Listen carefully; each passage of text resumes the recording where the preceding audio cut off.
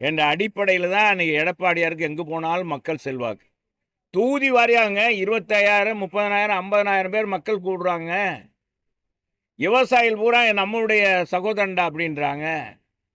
பெண்கள் எல்லாம் நமக்காக உதவி பண்ணவர்டா அப்படின்றாங்க. மாணவர்கள்லாம் ஆல் பாஸ் போட்ட கதாநாயகன்டா நம்ம புரட்சி தமிழர் எடப்பாடியார். 7.5 விழுக்காடு கொடுத்தவர் அப்படின்னு எல்லாரும் பாராட்டுறாங்க. நாங்கள் போய் அடிமைன்னு சொன்னால் இவர் சொல்லி என்ன செய்ய? இவர் இப்போ தான் வந்திருக்கார். இவர் அடிமைன்னா இவர் பேசாமல் நான் சொல்கிறேன். இப்போ சிபிஐ விசாரணைக்கு கூப்பிட்டாங்கல்ல, 2 தடவை கூப்பிட்டாங்க.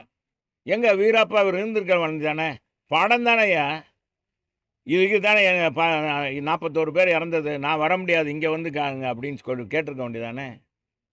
வீராப்பா நிற்கணும்ல, இருக்கணுமா என்னங்க?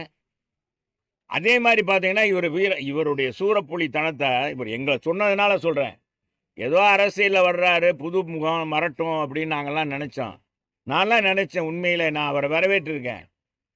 ஆனால் யார் நம்ம அவரை இது பண்ணோமோ எங்கள் காதவே கடிச்சா நாங்கள் சும்மா இருப்போமா?